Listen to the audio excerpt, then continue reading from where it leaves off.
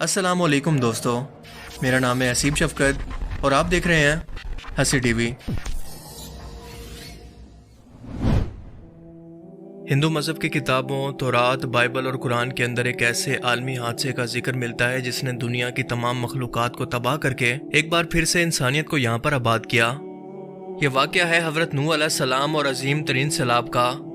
जिसने इनकी कौम को गर्क करने के साथ साथ पूरी दुनिया को पानी से कवर कर दिया और ज़मीन पर मौजूद हर एक जानदार चीज़ को ख़त्म कर दिया, सिवाय उन लोगों और जानवरों के जो कि इस कश्ती के अंदर मौजूद थे, जो कि अल्लाह के हुक्म पर हज़रत नूह अलैहिस्सलाम ने तैयार की थी। और दुनिया के तमाम बड़े बड़े कदीम मज़ाहिब के अंदर इस ज़मीनी तबाही का जिक्र मौजूद है कि अल्लाह ताला की तरफ से भेजे गए तमाम सहीफ़ों और पैगम्बरों की तालीमात जो कि बिगड़ी हुई शक्ल के अंदर मौजूद हैं, सब में इसका जिक्र मौजूद है। और तूफ़ान नूह कोई किस्सा कहानी नहीं, बल्कि ना सिर्फ इस तबाही के साइंटिफिक सबूत मौजूद हैं, बल्कि तुर्की के कोई जूदी पहाड़ पर इस कश्ती के निशानात आज भी मौजूद हैं, जो हज़ारों साल तक इस पहाड़ पर मौजूद बर्फ़ की वजह से महफूज रह गई और अल्लाह के इस अजाब के वादे को सच्चा साबित कर दिखाया।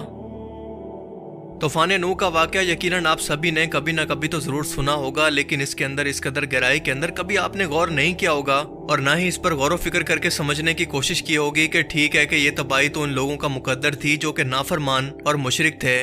ये अल्लाह का कानून है कि जो भी नाफरमान कौम इसके पैगम्बरों का इनकार करती है या फिर शिरक करती है तो इस पर इसी तरह की तबाही आती है, जो कि नूह अलैहिस्सलाम की कौमों के बाद भी आई। लेकिन क्या आप यकीन करेंगे कि अगर मैं आपसे ये कहूँ कि हज़रत नूह अलैहिस्सलाम की मुखालिफ कौम कोई आम लोग नहीं थे, बल्कि ये आज के दौर के इल्यूमिनाती यानी शैतान की पूजा करने वाले लोग थे, जो कि लगातार खुदा की तख्लीक को बदल रहे थे। इन्हीं लोगों ने जानवरों, पौधों, इंसानों सबको अपनी मर्जी से बदलना शुरू कर दिया था और ये इतने एडवांस थे कि आज के टाइम के अंदर भी इंसान खला के बारे में इतना नहीं जानता जितना ये लोग जानते थे। ये लोग उस वक्त अपनी टेक्नोलॉजी की मदद से खला के अंदर सफ़र किया करते। यही वो लोग थे जिन्होंने इराम मिस्र जैसे बड़े बड़े स्ट्रक्चर तैयार किए, जो कि तूफान नूह के बाद भी बच गए, मगर इन सब लोगों का नामो निशान तक मिट गया। ये इल्यूमिनाती ये काम उस दौर के अंदर भी कर रहे थे और आज के टाइम के अंदर भी बिल्कुल ऐसे ही कर रहे हैं। आज भी ये लोग पौधों, जानवरों और खुद इंसानों के साथ छेड़छाड़ करके इनकी तख्लीक को बदलने के अंदर लगे हुए हैं, हर तरह से खुदा की तख्लीक को चैलेंज कर रहे हैं। नूह अलैहिस्सलाम के दौर के इल्यूमिनाती इस कदर एडवांस थे और इन्हें अपनी टेक्नोलॉजी पर और खुद पर इस कदर भरोसा था कि ये हद से ज्यादा बढ़ने लगे, तब जाकर अल्लाह ने इन पर अजाब लाने का फैसला किया। इंसानी जिस्म के अंदर बदलाव करने के बाद ये लोग उस वक्त ऐसे दिखते थे जो कि आज के टाइम के अंदर भी हमें हजारों साल पहले की एंशंट सिविलाइजेशन के निशानात, मसलन इराम मिस्र की दीवारों पर भी कुंदा किए हुए निशान मिलते हैं, जिसके अंदर हम देख सकते हैं कि एक शख्स मौजूद है जिसका चेहरा तो किसी जानवर की तरह है, यानी इनका ऊपर का धड़ तो किसी परिंदे या फिर लोमड़ी की तरह था, जबकि नीचे का जिस्म था इंसानों की तरह। ये सब बदलाव इन लोगों ने खुद अल्लाह की तख्लीक को बदल कर और इसका मजाक बनाकर इजाद कर लिए थे और इन्हीं लोगों ने इराम मिस्र को भी अपने लिए बनाया था। नूह अलैहिस्सलाम ने इनको बहुत समझाने की कोशिश की, इनकी तबलीग के लिए कई सौ साल गुजार दिए, पर ये लोग बाज नहीं आए। इसी टेक्नोलॉजी की वजह से इन लोगों की उम्रें भी काफी लंबी थी। जब ये कौम अपनी हरकतों से बाज न आई तो अल्लाह ने हज़रत नूह अलैहिस्सलाम को एक बड़ी कश्ती बनाने का हुक्म दिया और इनके लिए अजाब का वक्त तय हो गया, ताकि ये सब के सब लोग डूब कर इसके अंदर हलाक हो जाएं। अल्लाह ने नूह अलैहिस्सलाम से फरमाया था कि 3 हिस्सों के अंदर एक बड़ी कश्ती को तैयार करो, जो कि 300 गज लंबी, 50 गज चौड़ी और 30 गज ऊंची होगी, और इस पर अपने मानने वालों के अलावा अपने खानदान और हर एक जानवर का जोड़ा भी सवार करो जो उस वक्त तक इस जेनेटिक इंजीनियरिंग का शिकार नहीं हुए थे। यानी इस कश्ती पर अल्लाह के हुक्म के मुताबिक ऐसे जानवरों को सवार किया गया था जो कि उस वक्त के इंसानों की तरह जेनेटिक इंजीनियरिंग का शिकार हुए बगैर अपनी खुद की असली नेचर पर मौजूद थे। इस तरह के एक एक जानवर के जोड़े को तलाश करना यकीनन बिल्कुल इम्पॉसिबल काम था, लिहाजा अल्लाह के हुक्म से ये तमाम जानवर इस कश्ती के पास एक एक करके इकट्ठा होने लगे और इसमें खुद से सवार हो गए।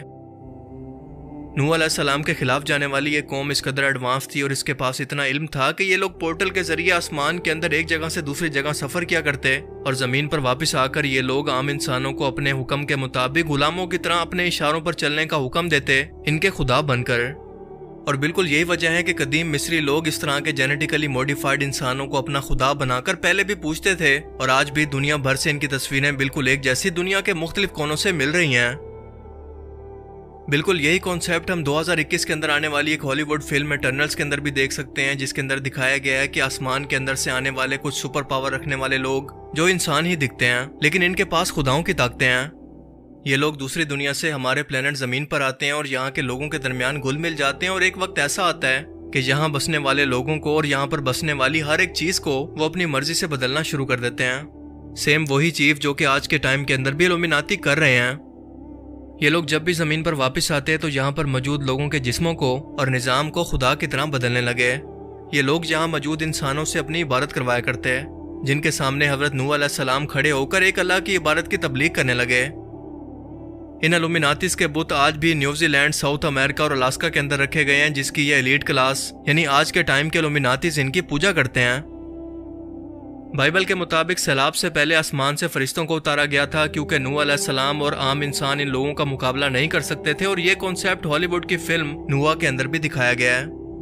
جس میں دکھایا گیا ہے کہ جب یہ فرشتے آسمان سے زمین پر پہنچتے ہیں تو یہ پہاڑوں کی طرح اونچے تھے، جنہوں نے نوح علیہ السلام کے گھر والوں اور ان پر ایمان لانے والوں کو بچا کر ایک کشتی کے اندر سوار کیا اور ان الومناتی یعنی ایول لوگوں کو روکے رکھا جب تک کہ سیلاب شروع نہ ہو گیا۔